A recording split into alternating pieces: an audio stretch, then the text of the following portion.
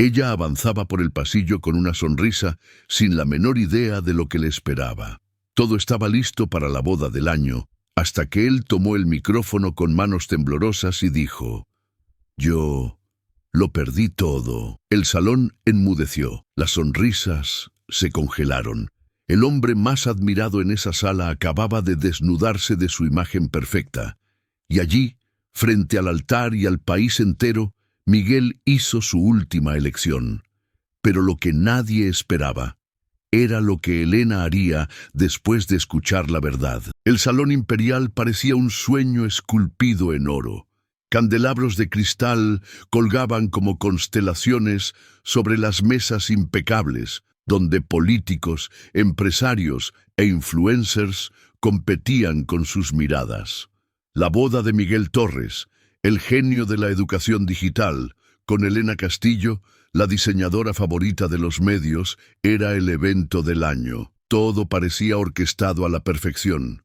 Pero por dentro, Miguel temblaba. Veía a Elena al fondo del pasillo, vestida de luz, caminando con la ligereza de quien cree en el amor. Pero él ya no creía en sí mismo. En las últimas semanas, su startup se había desmoronado como un castillo de naipes, deudas, despidos, bloqueos judiciales, y nadie allí lo sabía. Cuando ella llegó al altar, el oficiante hizo el gesto para comenzar. Miguel levantó la mano, tomó el micrófono. «Antes de continuar, necesito contarles algo». La sala se congeló. Los violines se detuvieron, y entonces dijo, con la voz firme y temblorosa a la vez: «Lo perdí todo». Miguel Torres no nació rico. Todo lo contrario. Creció en un departamento de 2 habitaciones en una colonia popular al norte de la Ciudad de México, donde el sonido de la televisión compartía espacio con el ruido del vecino martillando la pared. Su madre, maestra de escuela pública. Su padre, ausente desde los 6 años. Miguel aprendió pronto a contar monedas y a callar sentimientos. Pero tenía algo excepcional, un hambre por transformarlo todo. A los 19 vendía cursos en línea que él mismo creaba. A los 25 fundó Edumind, una startup de tecnología educativa que prometía revolucionar la enseñanza en el país. En 3 años se convirtió en portada de revista, dio un TEDx, compró un penthouse y por un tiempo creyó que era intocable. Miguel parecía hecho de luz, carismático, creativo, inquieto. Pero detrás de la confianza había un miedo que lo atormentaba: volver a ser invisible, volver al silencio de la nada. Fue en este escenario de apariencias donde apareció Elena. Se conocieron en un panel sobre innovación y arte. Mientras otros elogiaban su currículum, ella preguntó: «¿Eres feliz haciendo todo esto?». Él se quedó en silencio, y supo en ese instante que ella era diferente. A Elena no le impresionaba el estatus. Hacía sus propios vestidos, vivía en un loft alquilado y tenía una calma que desarmaba. En poco tiempo, las cenas se convirtieron en viajes, los viajes en planes. Y la propuesta de matrimonio llegó en una tarde de lluvia, dentro de un coche, sin anillo, solo con verdad. Ella dijo que sí con una sonrisa, no por el dinero, por el hombre. Pero el hombre detrás del imperio se estaba hundiendo. Edumind comenzó a derrumbarse tras una denuncia de irregularidades en licitaciones públicas. Un escándalo que él juraba que era injusto, pero que ahuyentó a los patrocinadores, canceló contratos y congeló cuentas. En lugar de contarlo, Miguel intentó arreglarlo. Prestó su nombre para otros negocios, vendió acciones a escondidas y siguió sonriendo. Cuanto más se acercaba la boda, más crecía la mentira. Él la amaba, pero sentía que estaba arrastrando a Elena hacia un abismo. La noche antes de la ceremonia, Miguel no durmió. Sentado en el balcón del hotel, contemplando la ciudad que un día lo aplaudió, sintió la verdad pesando en su pecho como concreto. Fue allí donde decidió: o se casaba siendo real, o no merecía casarse. Miguel nunca deseó mansiones, yates o portadas de revistas. Lo decía, pero nadie le creía. Y tal vez, por un tiempo, ni él mismo. Durante los años de ascenso, cuando las cifras subían a un ritmo vertiginoso, era fácil confundir el éxito con el propósito. Pero el verdadero deseo de Miguel era otro. Era construir un hogar donde nunca tuviera que fingir, donde pudiera dejar los zapatos en la puerta sin miedo al juicio, reír a carcajadas sin pensar en el eco y acostarse junto a alguien que conociera sus fracasos y aún así se quedara. Quería más que nada romper el ciclo de silencio que marcó su infancia. Su padre, alcohólico y ausente, nunca dijo «te amo».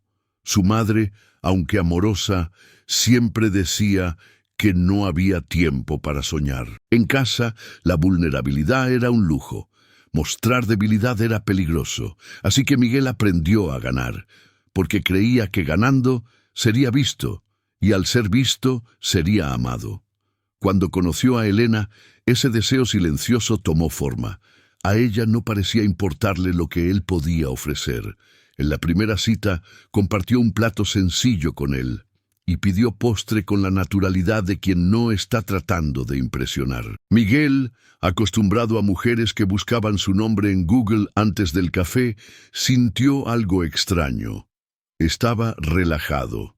Y eso, para alguien como él, era nuevo. Con el tiempo, el amor de ambos se fue moldeando en lo cotidiano, no en los flashes.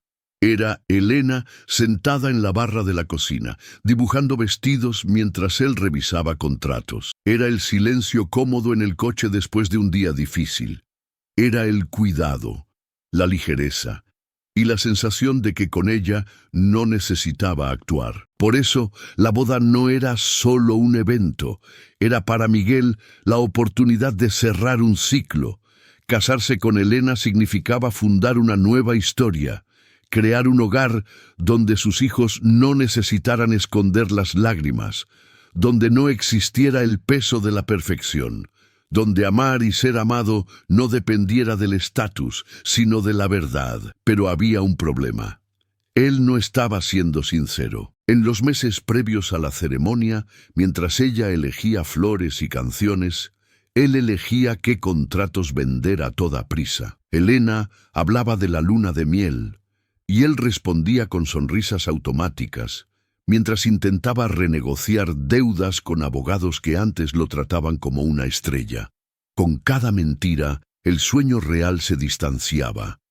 El deseo de Miguel era claro. Quería ser digno de ese amor. Quería llegar al altar limpio, entero, aunque estuviera en la quiebra. Pero tenía miedo. Miedo de perderla. Miedo de ser rechazado no por un error de negocios, sino por mostrar que era demasiado humano. En las últimas semanas comenzó a ensayar la confesión, frente al espejo, en la ducha, en la oscuridad del coche. Siempre se detenía a la mitad. No es el momento adecuado, se decía a sí mismo. Después de la ceremonia, después de la luna de miel, solo un poco más de tiempo. Pero cuanto más lo posponía, más se avergonzaba. Estaba manchando lo que más valoraba, su confianza. Y entonces llegó la noche antes de la boda. Miguel miró por la ventana del hotel, viendo las luces de la ciudad parpadear como recordatorios de todo lo que había construido y estaba a punto de perder. Elena dormía en la habitación de al lado, probablemente sonriendo en sueños con el día siguiente, y él lloraba en silencio. Fue entonces cuando algo cambió. Miguel se dio cuenta de que si seguía fingiendo, no estaría protegiendo a Elena. Estaría traicionando lo que habían construido. Su amor nació de la honestidad, y tal vez solo podría sobrevivir en ella. No se trataba de salvar la boda. Se trataba de permitirse ser quien era, un hombre tratando de hacer lo correcto, incluso después de haberse equivocado. Su deseo al final no era que Elena lo amara por lo que parecía ser, sino por lo que era, incluso cuando todo se derrumbara, y todo ya se había derrumbado. La caída no fue una explosión, fue una secuencia de crujidos silenciosos. Comenzó con la rescisión de un contrato millonario con el gobierno de un estado. Luego, una auditoría inesperada en el sistema de Edumind encontró inconsistencias en los datos de acceso. Miguel sabía que no había fraude, pero el daño ya estaba hecho. Bastó un artículo sensacionalista, 3 accionistas asustados y un rumor mal explicado para que todo se viniera abajo. Aún así, intentó controlar los daños. Llamaba a antiguos socios, vendía participaciones, anticipaba ganancias, pero los correos electrónicos volvían con respuestas cortas, o peor, sin respuesta alguna. Aún así, mantuvo las apariencias, participaba en eventos, sonreía para las fotos, hacía publicaciones optimistas. Elena, intuitiva como era, notaba algo extraño. A veces preguntaba, ¿de verdad todo está bien? Y él respondía con un beso, un abrazo, solo un poco de estrés. Pero el estrés era un eufemismo para la desesperación. La semana antes de la boda, la empresa que haría la cobertura fotográfica exigió el pago por adelantado. El decorador amenazó con cancelar. Miguel sacó lo que quedaba de un fondo personal y vendió su coche, sin decírselo a Elena. Cuando ella preguntó dónde estaba el vehículo, respondió, en el taller. Una mentira pequeña, pero sintomática. No quería involucrar a Elena en el caos. Quería protegerla. Pero en la práctica la estaba excluyendo y, sin saberlo, alejándola. El cerco se cerraba. La prensa comenzaba a preguntar por qué Edumind había desaparecido de las redes sociales. Algunos amigos cercanos se esfumaron. Uno de ellos, que iba a ser padrino, envió un mensaje protocolario cancelando su asistencia. Cambio de agenda. Miguel sabía que era miedo de asociarse con su nombre. En una tarde bochornosa, Miguel recibió la llamada más dura. Su abogado, con voz seca, dijo: «El Ministerio Público ha abierto una investigación formal. La prensa lo sabrá esta misma semana». Colgó y vomitó en el baño de su propia oficina. Era oficial. Se estaba hundiendo. Y se estaba hundiendo solo. Por la noche, fue al taller de Elena. Ella estaba ajustando el vestido de novia de una clienta. Miguel se quedó parado en la puerta durante largos segundos, observando la delicadeza con la que sostenía el encaje. Ella lo miró, sonrió y dijo: «Has estado tan callado. Todo en orden, mi amor». Él quiso contarle todo. Quiso arrodillarse allí mismo y decir: «Mentí, estoy en la quiebra, perdóname». Pero solo sonrió y respondió: «Es solo el peso de la responsabilidad». Ella le creyó, porque lo amaba, porque confiaba en él. Y eso dolió más que cualquier titular. Esa noche no durmió. Tomó su laptop y leyó cada cláusula de cada contrato. Intentaba encontrar una salida, una brecha. Pero lo que encontró fue solo el eco de su propia arrogancia. Miguel había construido todo sin socios mayoritarios. Siempre quiso tener el control absoluto. Ahora controlaba la caída, solo. Era irónico. Al día siguiente, los padres de Elena lo llamaron para un almuerzo. Roberto, el padre, ya había dejado claro que no lo aprobaba. Consideraba a Miguel inestable, movido por la emoción. Durante el almuerzo comentó con un tono velado: «El éxito demasiado rápido suele ser inestable. Espero que mi hija no se esté engañando». Miguel solo sonrió, por fuera. Por dentro, sentía que realmente estaba engañando a todos, incluida su propia novia. De regreso del almuerzo, Elena comentó: «Mi papá es difícil, ¿no? Pero no importa, yo te elegí a ti». Eso partió a Miguel por la mitad. Ella creía en él, la única que todavía creía. En el último ensayo de la ceremonia, Miguel sintió que el traje le apretaba. No por el corte, sino por la mentira. Era como si la ropa ya no le cupiera, como si hubiera crecido más allá de esa ilusión. Sus ojos se encontraron con los de Elena, sonriente, ligera, segura, y él por dentro gritaba. Tras bastidores, una empleada de la organización comentó en voz baja: «Esta pareja es perfecta.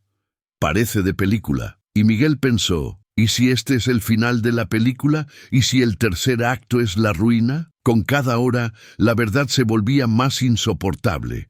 Sabía que, si entraba a ese altar sin decir nada, tal vez nunca más tendría el coraje de hacerlo. La mentira se convertiría en la base del matrimonio, y una base así se pudre. Al final de esa tarde, Miguel escribió una carta, sin destinatario, solo para sí mismo.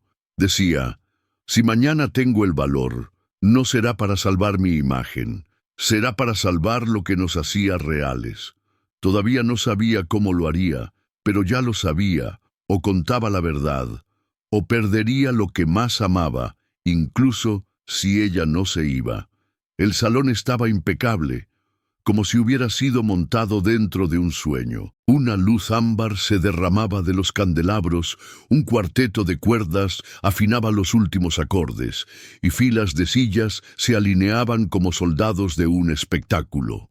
Al fondo, Helena, vestida de seda blanca con flores cosidas a mano, sonrió a la organizadora.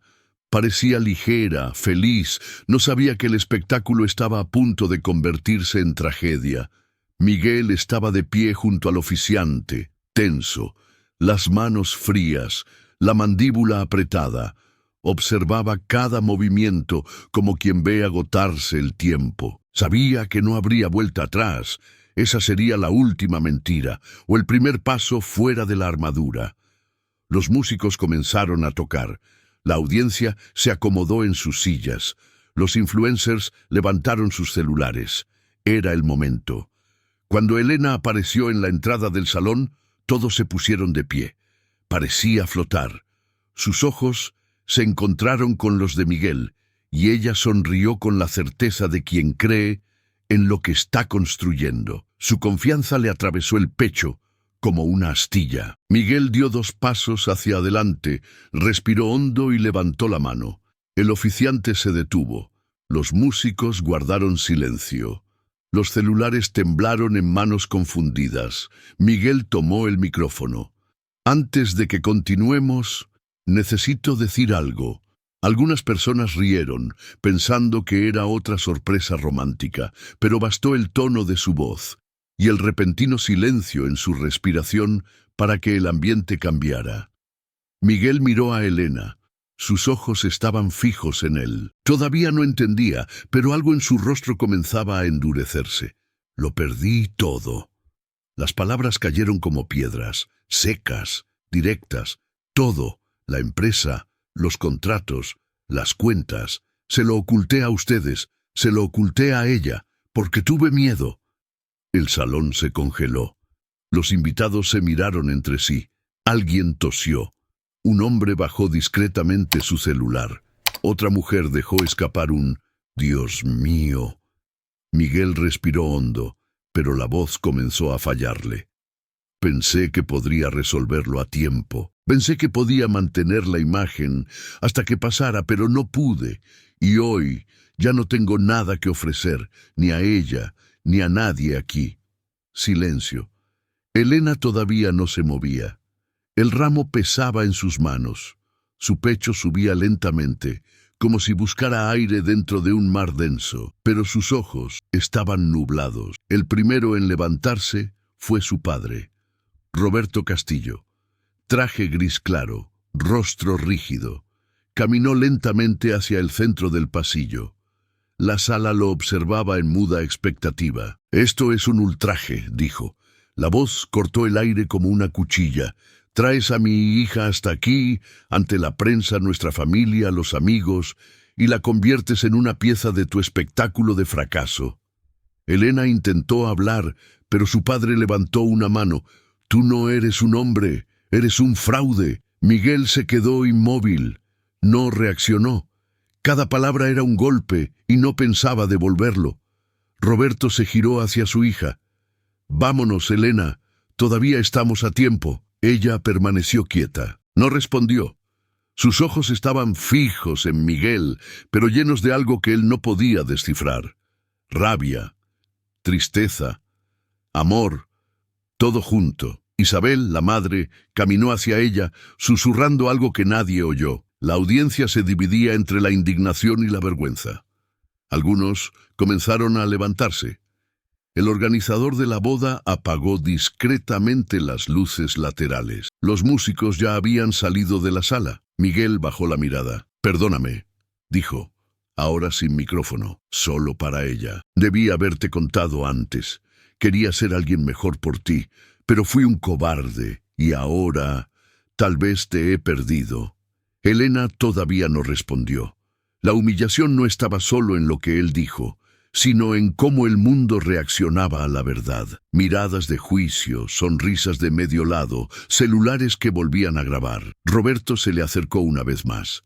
«Vamos, no te arrastres con él». Elena finalmente se movió. Dio un paso al frente. La audiencia guardó silencio. Miró a su padre. «Si me voy, será porque yo quiero, no porque tú me lo ordenes». Roberto frunció el ceño, pero se calló. Se volvió hacia Miguel. Se acercó lentamente. Las cámaras apuntaban. El mundo entero esperando un escándalo, una huida, una bofetada. Ella extendió la mano. Le tocó el rostro y dijo: «Gracias por decir la verdad». Se giró hacia los invitados, ahora inquietos. «Ustedes vinieron por un espectáculo, pero esto de aquí es solo la vida real, y la vida no siempre es bonita». Le devolvió el ramo a la organizadora. «Necesito un tiempo, pero no necesito un público». Y se fue, sola. El salón, poco a poco, se disolvió. La boda no se celebró, pero nadie que estuvo allí olvidó jamás lo que sucedió en ese altar. El pasillo del hotel parecía más largo esa noche.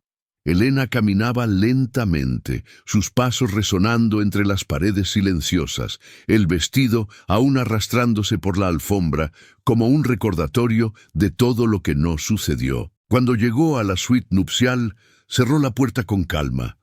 No la cerró con llave, solo la entornó. Se quedó de pie en el centro de la habitación, como si no supiera qué hacer con su propio cuerpo. Las flores junto a la cama todavía exhalaban perfume. Las copas de champán seguían intactas. Una lista de reproducción romántica sonaba bajo en el fondo, ridícula ahora, como si se burlara de la realidad. No lloró. No de inmediato. Simplemente se quitó el velo, luego los aretes, y dejó los zapatos en un rincón. Con cada pieza que se quitaba, parecía arrancar también una capa de la imagen que habían esperado de ella. La novia perfecta, sonriente, obediente, la que no causaba problemas. Se sentó en el sillón, encogida, mirando su reflejo en el espejo. El maquillaje aún intacto, la mirada no. Había algo roto allí, pero no era solo tristeza, era confusión. Era la sensación de haber sido atrapada en dos mundos que nunca conversaron, el de la expectativa y el de la verdad. Pensaba en Miguel. Pensaba en las conversaciones en la cocina de madrugada, cuando él la escuchaba hablar sobre las inseguridades con su cuerpo, sobre el miedo de no ser suficientemente diseñadora para la industria. Pensaba en la forma en que él prestaba atención, en cómo la tocaba sin prisa. Él era todo, menos falso, y al mismo tiempo mintió. Elena siempre se había enorgullecido de su intuición, creía que se daría cuenta si algo andaba mal. Pero no se dio cuenta, o no quiso darse cuenta. Tal vez ignoró sus silencios en las últimas semanas, o la mirada cansada que aparecía cuando él creía que ella no lo veía. Tal vez ella también había deseado demasiado que todo saliera bien. Su celular vibraba incesantemente. Mensajes de sus padres, de su jefa de prensa, de amigas que querían saber qué había pasado en realidad. Apagó el dispositivo. Necesitaba aire, salió de la suite. Caminó por los pasillos vacíos del hotel hasta la terraza. Desde allí se veía el mar, negro y sin horizonte. Era extraño cómo, incluso frente al océano, se sentía confinada. Allí, sola, Elena finalmente lloró. Pero no fue un llanto de rabia, ni de lástima. Fue el llanto de alguien a quien le habían arrancado un sueño de raíz, pero que aún no sabía si debía plantar otro o simplemente dejar que la tierra descansara. Recordó la última vez que alguien fue sincero con ella de esa manera. Fue su abuela, en su lecho de muerte, diciéndole: «La vida te pedirá valor en momentos en los que todo en ti querrá huir, y a veces el valor por sí solo no basta. Tendrás que perdonar para seguir caminando». Esa noche, Elena no tomó ninguna decisión, simplemente existió. Mientras tanto, en otro rincón del hotel, Miguel estaba en el salón vacío. Las luces ya se habían apagado, las flores desordenadas. Estaba sentado en una silla, solo, el saco abierto, la corbata arrojada sobre la mesa. No había llorado, aún no, pero sentía un agujero en el pecho como si algo hubiera sido arrancado con la fuerza de un terremoto. Las palabras del padre de Elena resonaban. Las reacciones, las miradas, pero nada dolía más que su silencio. Su silencio fue peor que cualquier grito. Se preguntaba si había hecho lo correcto, si no habría sido mejor dejar que la boda se celebrara y contarle después. Si había sido egoísta al arruinar todo allí, en el altar con tanta gente mirando. Tal vez lo había sido, pero también tal vez había sido el único momento en que realmente fue él mismo. Recordaba su expresión al oír la verdad. Primero conmoción, luego incredulidad, pero también un destello, un reconocimiento, como si una parte de ella lo supiera, como si la verdad, por más dolorosa que fuera, también fuera familiar. No sabía si todavía la tenía, pero sabía que ya no podía volver a ser el hombre que se escondía. La noche avanzó.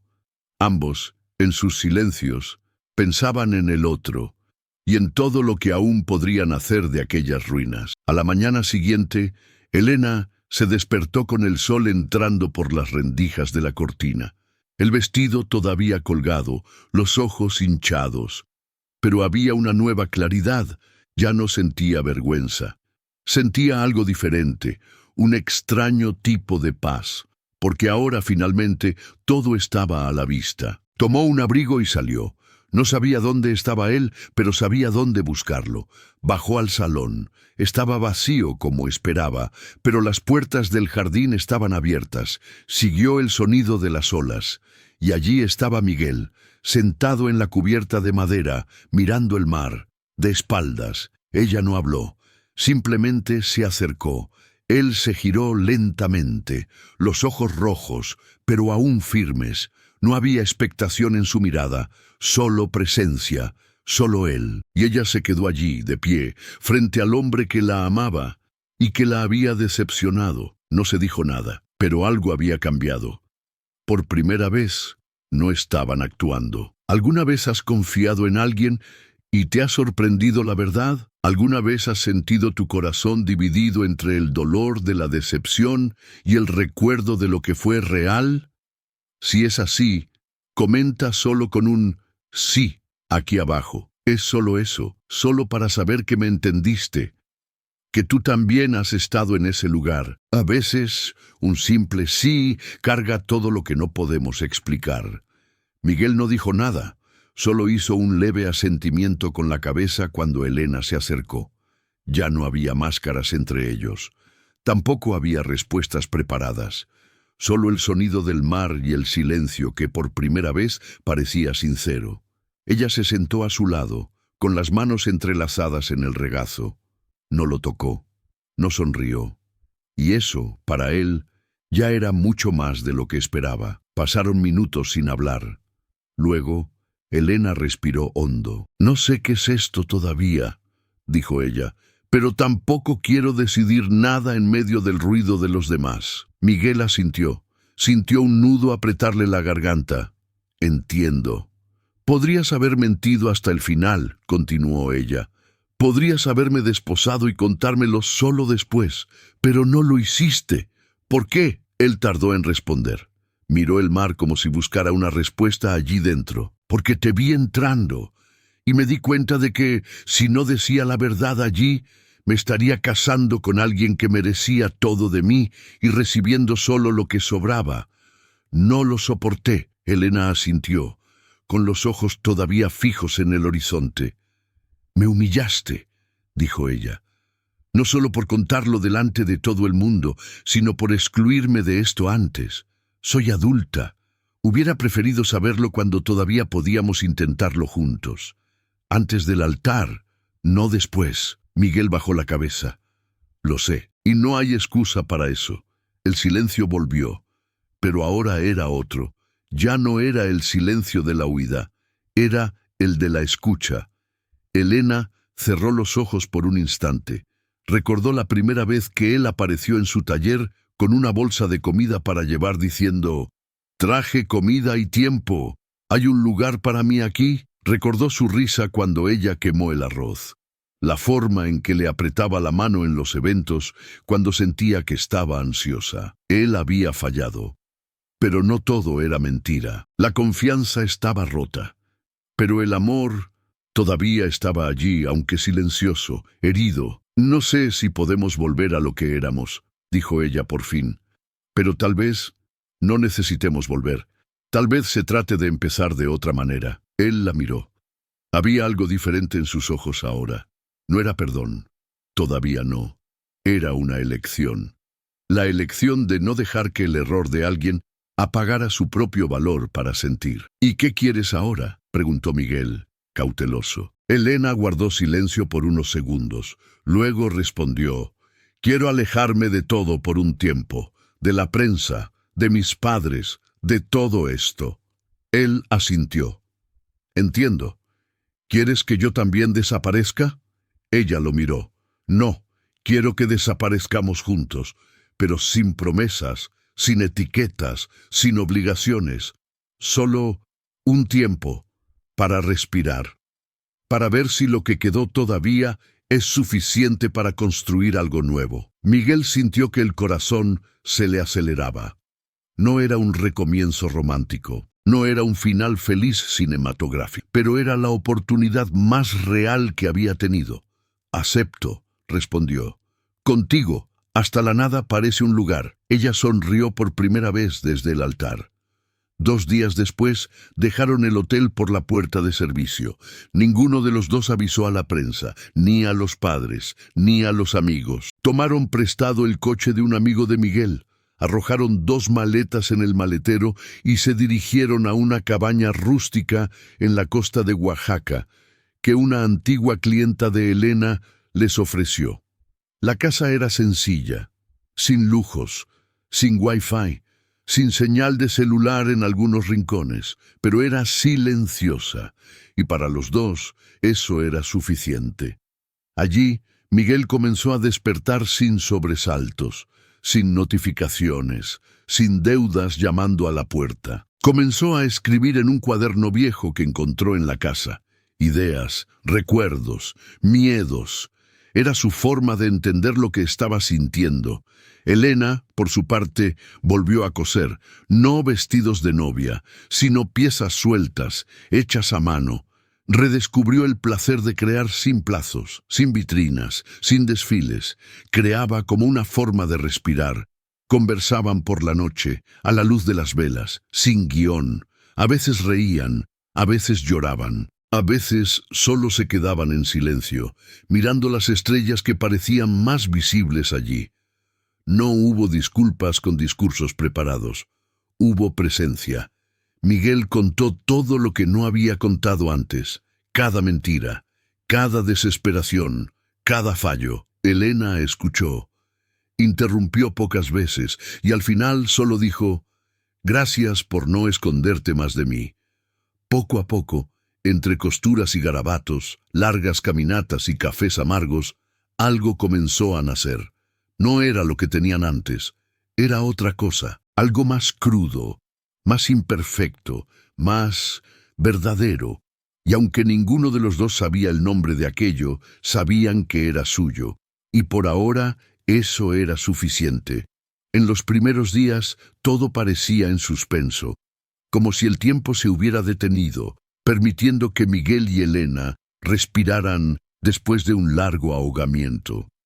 La cabaña donde estaban era pequeña, de madera, con ventanas antiguas y muebles desparejados. Pero había una terraza que daba al monte y el sonido constante de los pájaros, un lujo que ninguno de los dos sabía que necesitaba.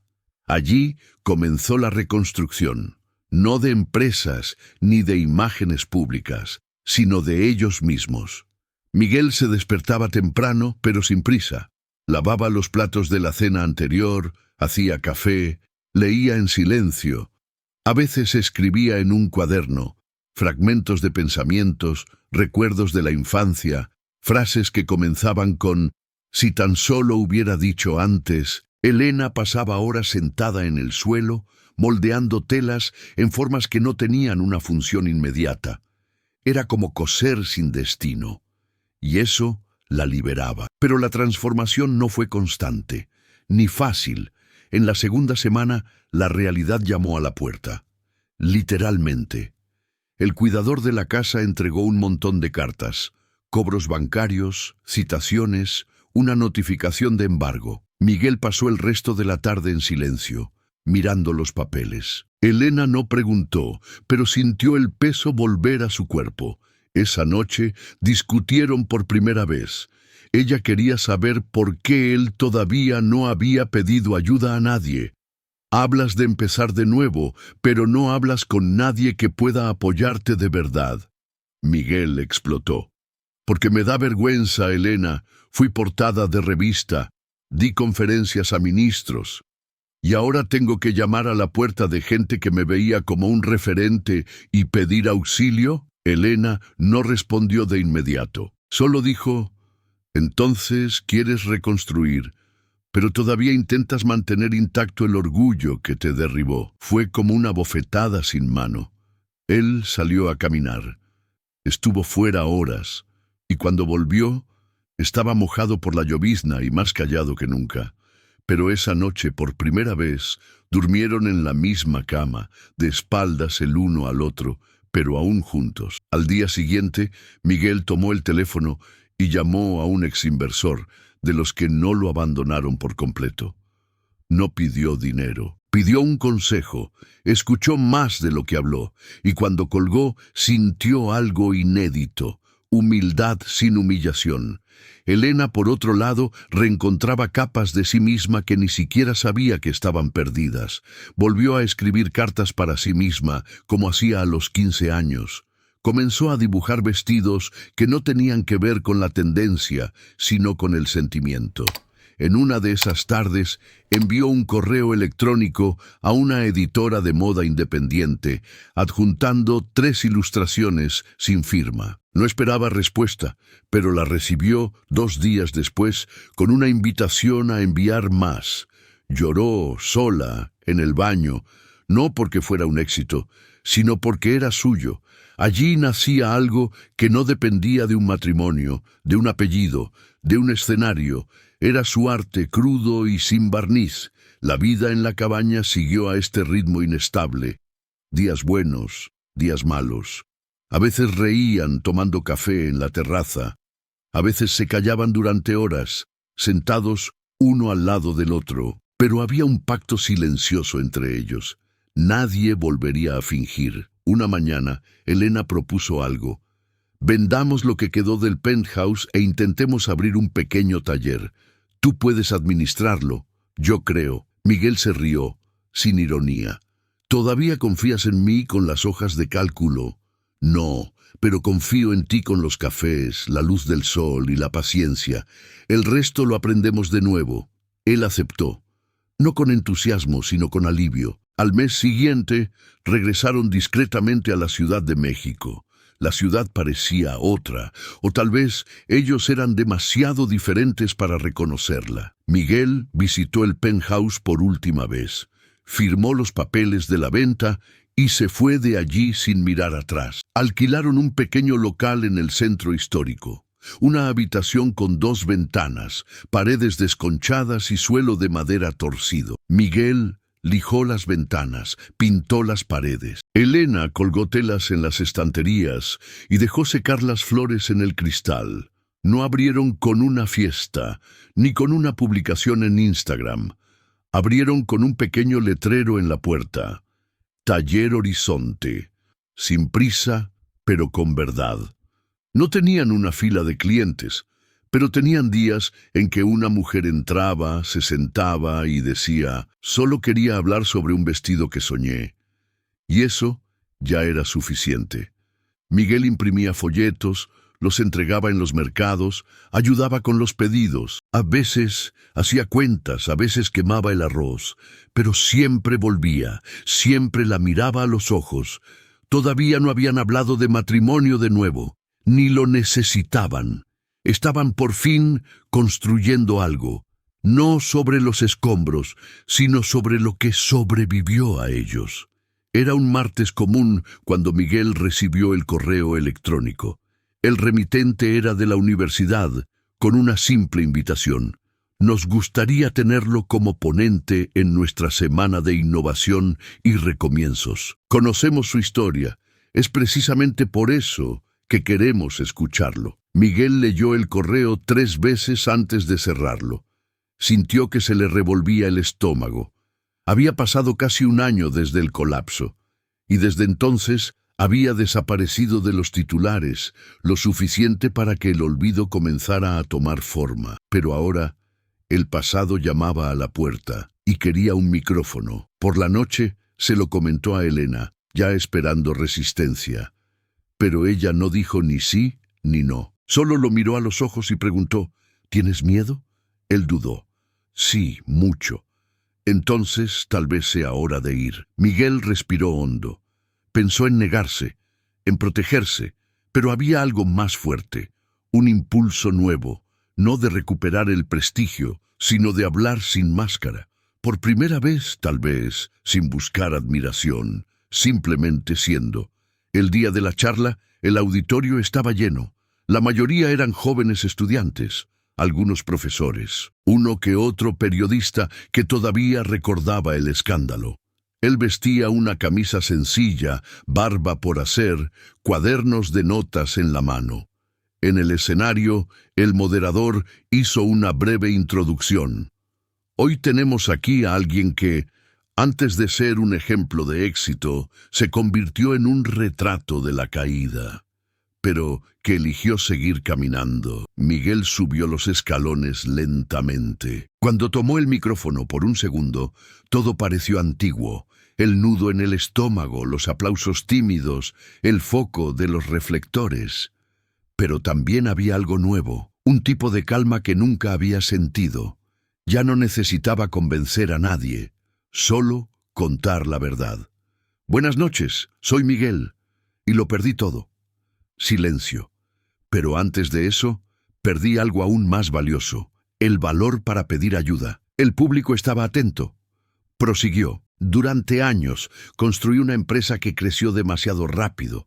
Ganamos premios, titulares, contratos, y con eso creció también mi vanidad, mi miedo a fallar. Decía que lideraba con un propósito, pero en el fondo solo quería no ser invisible. Contó cómo ocultó la crisis, cómo llegó al altar con miedo, cómo eligió la verdad cuando el mundo esperaba un espectáculo, y cómo, incluso después de la caída, todavía tuvo que aprender a lidiar con el orgullo que se resistía. Habló de empezar de nuevo en una cabaña, de noches en vela, de entregar folletos y quemar el arroz. Hoy administro un pequeño taller con mi compañera. No tenemos grandes ganancias, pero tenemos tiempo y sobre todo tenemos verdad. Por primera vez desde el colapso, Miguel escuchó aplausos. No los mismos de antes, no en volumen, pero en significado. Después de la charla, fue rodeado por estudiantes. Uno de ellos dijo, «Gracias por no venir aquí con una fórmula mágica, solo con tu historia». Otro preguntó, «¿Todavía tienes vergüenza?» Miguel respondió, «La tengo, pero ahora ya no me impide aparecer». Cuando salió del auditorio, ya anocheciendo, Elena lo esperaba afuera, sentada en un banco, tomando café en un vaso de unicel. Él sonrió. «¿Viniste?» «Claro. Pensé que ibas a huir a la mitad». «Lo pensé, pero pensé que huir de nuevo sería más agotador». Ella le dio una palmada ligera en el hombro. «Estuviste bien, y no me llamaste mi prometida ninguna vez. Ya es un avance». Él se rió. Volvieron a casa a pie. El taller quedaba a 10 cuadras de allí. En el camino, pasaron por un puesto de periódicos. En el estante, la portada de una revista antigua todavía estaba allí, descolorida. Miguel Torres, el visionario de la educación. Se detuvo, miró por unos segundos y luego dijo casi en un susurro: «Yo creía que eso era lo que era». Elena le tomó la mano. «No lo eras, y no lo eres». La semana siguiente, la charla se viralizó entre pequeños grupos de jóvenes emprendedores. No se convirtió en trending topic, no se convirtió en portada, pero se convirtió en algo aún más importante: identificación. Miguel recibió decenas de mensajes, historias de fracasos silenciosos, de padres de familia, de mujeres que lo abandonaron todo, de jóvenes con vergüenza de pedir ayuda, y él respondió, uno por uno. Comenzó a publicar videos cortos sobre la reconstrucción emocional, no con consejos, sino con vivencias. Hablaba sobre el miedo a equivocarse, sobre la vergüenza, sobre el duelo de lo que no vuelve. Cada video comenzaba con la misma frase: «Soy Miguel, y sigo intentándolo». El canal no explotó, pero creció, lentamente, con comentarios largos, profundos, reales. Un día un hombre mayor apareció en el taller. Llevaba un traje caro, un reloj de oro, pero los ojos estaban cansados. «Tú no me conoces, Miguel, pero yo conocí a tu padre. Trabajamos juntos antes de que él desapareciera. Solo quería decirte que hiciste lo que él nunca pudo. Volviste». Miguel no supo qué responder. Después de ese día, escribió la carta que había evitado durante años, para su padre. No para enviarla, sino para sí mismo. Una carta de perdón, no al padre, sino a sí mismo, por haber cargado durante tanto tiempo la obligación de ser lo que no era. Al final de la carta escribió: «Hoy ya no soy el hombre que todos esperaban. Soy el hombre que sobrevivió a sí mismo y que todavía ama incluso después de la caída». Cuando le entregó la carta a Elena para que la leyera, ella lloró. Y esa noche, por primera vez desde la no boda, brindaron, no por una nueva fase, sino por un fin necesario, el fin de la mentira, el fin del Miguel de antes, y el inicio de un hombre real.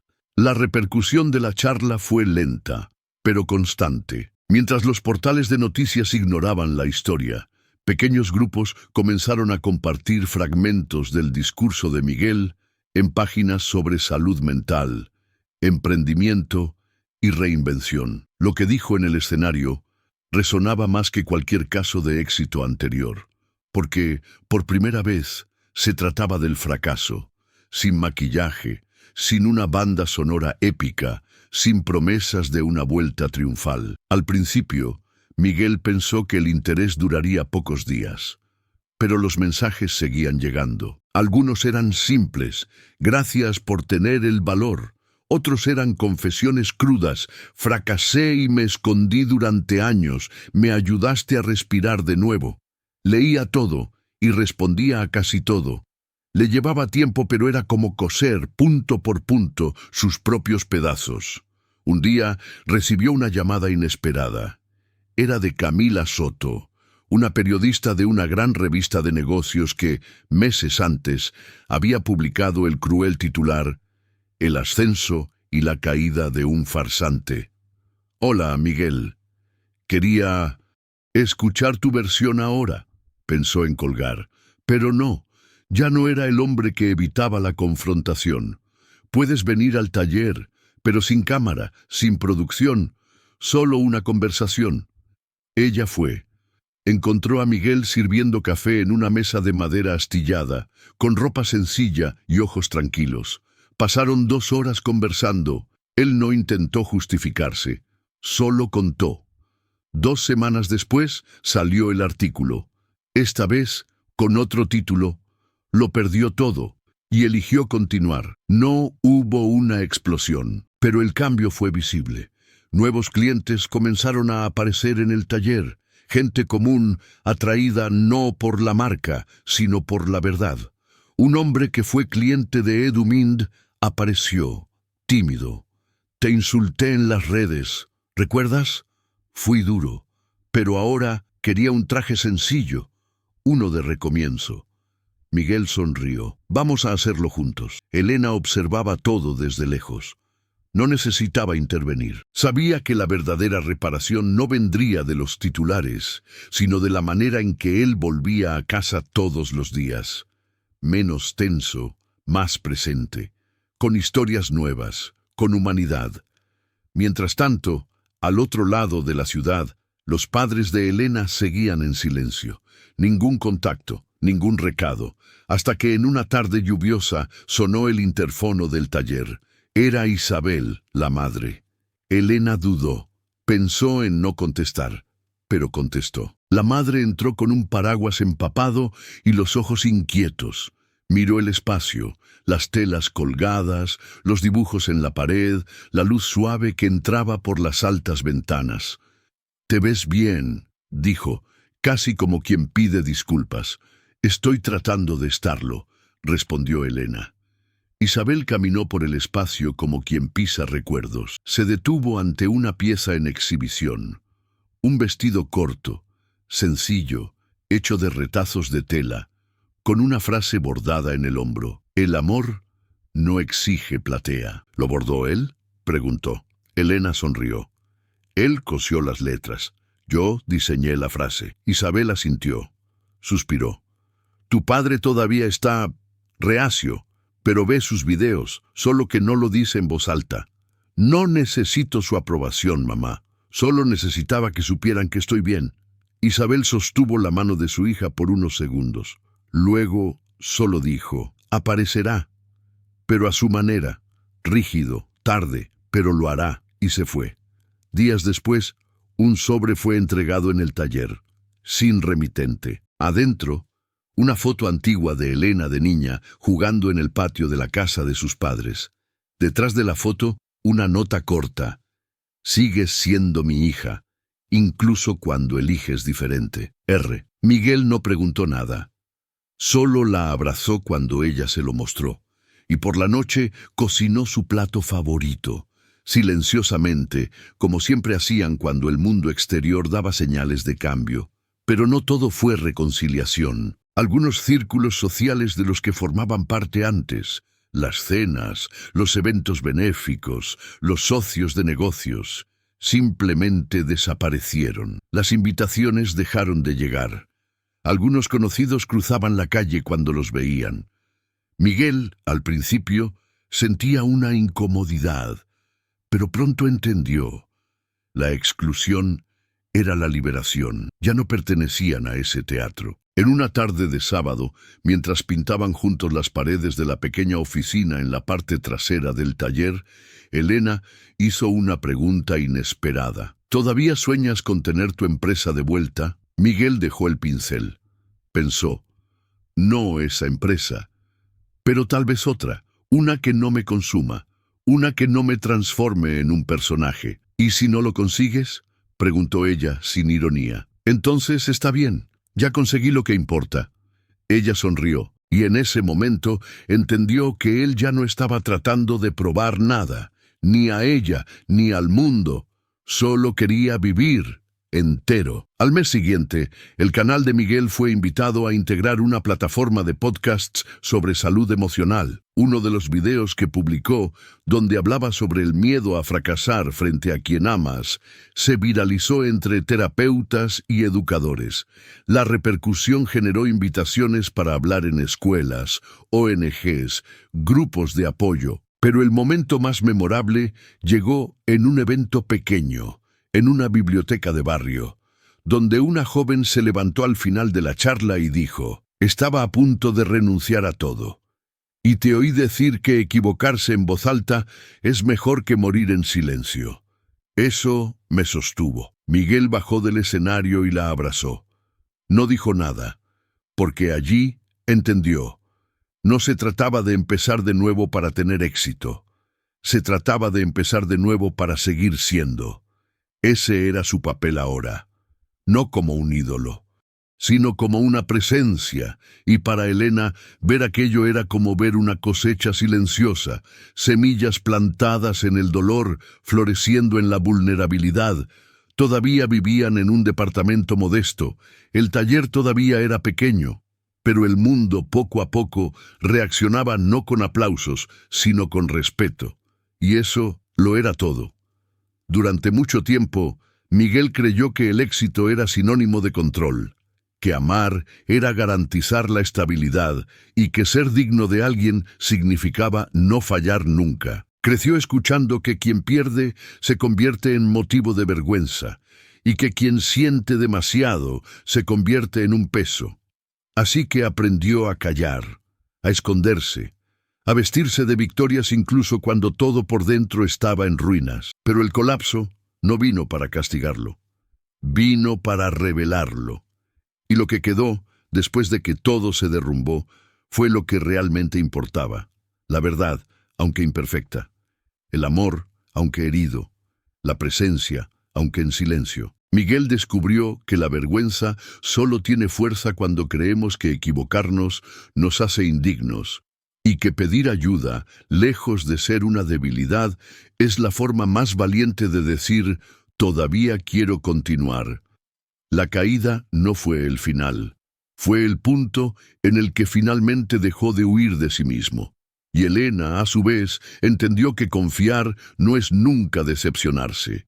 Es, a veces, tener el corazón roto, y aún así elegir no endurecerse. Creció rodeada de expectativas, de moldes de cómo una mujer debe comportarse, amar, elegir. Durante mucho tiempo, creyó que el amor era lo que cabía en el guión, pero allí, frente al hombre que se atrevió a fallar ante ella, se dio cuenta de que el amor real es lo que sobrevive a la ausencia de guión. Su boda no se celebró ante cientos de invitados, pero algo mucho más grande se construyó a la sombra de ese altar. Una vida sin público. Hoy, saben que la intimidad más fuerte no está en las promesas hechas bajo los reflectores, sino en las elecciones diarias hechas cuando nadie está mirando. Miguel no volvió a ser el empresario de antes, ni quiere. Elena no se convirtió en la diseñadora de las portadas. Tampoco lo necesita. Ya no se definen por números, títulos o metas, sino por el simple acto de quedarse, incluso cuando el mundo entero se va. Su mayor lección no es sobre la superación, es sobre el valor. El valor para fracasar, el valor para contar, el valor para empezar de nuevo, incluso con miedo, porque a veces el amor no está en el felices para siempre. Está en sigo aquí, incluso ahora. Y eso lo es todo. 2 años después, ya nadie hablaba del escándalo. Los titulares habían cambiado de rostro. Nuevas promesas surgieron. Nuevos fracasos aparecieron, y el nombre de Miguel Torres quedó guardado en el fondo de algunas búsquedas olvidadas de Internet. Pero él no lo extrañaba. Miguel y Elena ahora vivían en una casa de una sola planta, con grandes ventanas y un jardín trasero. Nada sofisticado, pero en ella cabía todo lo que habían aprendido a valorar: luz, silencio y la posibilidad de empezar de nuevo todos los días sin necesidad de impresionar a nadie. El taller Horizonte creció lentamente. Elena comenzó a formar una pequeña red de costureras autónomas, mujeres que, como ella, buscaban vivir de su propio arte con dignidad. Juntas, crearon colecciones que no seguían tendencias, seguían historias. Cada vestido venía con una pequeña carta escrita a mano, hecho con tiempo, por alguien que también está reconstruyendo. Miguel se convirtió en el gerente del taller, pero de una manera diferente. Cambió las hojas de cálculo por conversaciones, las ganancias por el propósito. De vez en cuando todavía daba charlas, pero ahora era él quien rechazaba invitaciones a eventos que pedían glamour y actuación. Solo aceptaba donde la escucha era verdadera. Su canal creció de forma orgánica, sin explosiones, sin viralizaciones forzadas, pero con seguidores fieles que acompañaban sus videos semanales sobre el recomienzo, los fracasos y las elecciones difíciles. Una de las secciones más vistas se llamaba Cosas que aprendí equivocándome. Simple, directo, humano. Un día, Elena recibió una llamada de una editorial. Querían transformar las cartas del taller en un libro. Ella dudó. Luego sonrió. Aceptó. El libro se llamó Las cosas que permanecen y fue lanzado en una librería de barrio. La fila para los autógrafos era pequeña, pero cada persona que apareció allí tenía algo en común. Todas habían sido tocadas por la verdad, no por el espectáculo. Y los padres de Elena, Roberto e Isabel, nunca pidieron disculpas abiertamente, pero comenzaron a visitar la casa poco a poco, llevando café, plantas, silencio y finalmente orgullo. El padre nunca volvió a llamar a Miguel yerno, pero empezó a preguntar por las finanzas del taller, lo que, para él, era un gesto inmenso. Isabel, por otro lado, se convirtió en una asidua de las costureras e incluso aprendió a hacer pequeños arreglos sola. Su vida no se convirtió en un cuento de hadas. Todavía había facturas, días malos, diferencias, pero también había algo nuevo: paz. Miguel y Elena no se casaron oficialmente, al menos no de la manera tradicional, pero en esa casa, en cada comida compartida, en cada silencio cómodo, en cada ropa tendida en el tendedero, el amor estaba entero. Y bastaba. Si esta historia te emocionó de alguna manera, deja un like. Es nuestra manera de saber que vale la pena seguir contando historias que tocan de verdad. Ahora cuéntame, ¿desde qué ciudad me estás viendo? Leo cada comentario con cariño y respondo siempre que puedo, porque tú eres parte de esto conmigo. Y si crees en el poder de las historias reales, suscríbete al canal. Apenas estamos comenzando, y tu presencia aquí es lo que nos da la fuerza para seguir. Y no te vayas ahora. Elige una de las historias que te dejé en la pantalla. Te encuentro en el próximo video.